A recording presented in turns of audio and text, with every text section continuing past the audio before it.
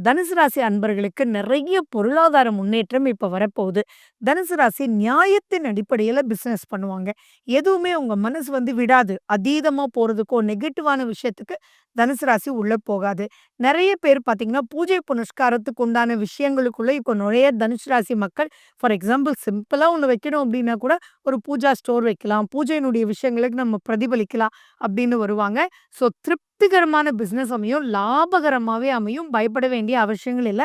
புது திருப்பங்கள் ஏற்படும். பிசினஸ் பண்ணிட்டு இருக்கிறவங்க நடக்கவே இல்ல அப்டின்னா கூட, இப்போ அவங்க ப்ரொசீட் பண்ற விதத்துல ஆனா ஒரே ஒரு விஷயம் 10ஆம் வீட்ட இவங்களுடைய 10ஆம் வீட்ட சனி பகவான் பார்க்குறாரு.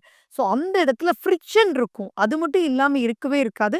பட் குருவினுடைய பார்வையினால அத சரி பண்ணி, சரி பண்ணி, சரி பண்ணி அவங்க ஜெயிச்சு வருவாங்க. இது சிம்பிளா ஒரு எக்ஸாம்பிள் சொல்லணும்னா, இப்போ ஒரு லேபர நம்பி தான் ஒரு வொர்க் இருக்குன்னு வச்சுக்கோங்க. தனியா எந்த ஒரு முதலாளியும் பண்ண முடியாது.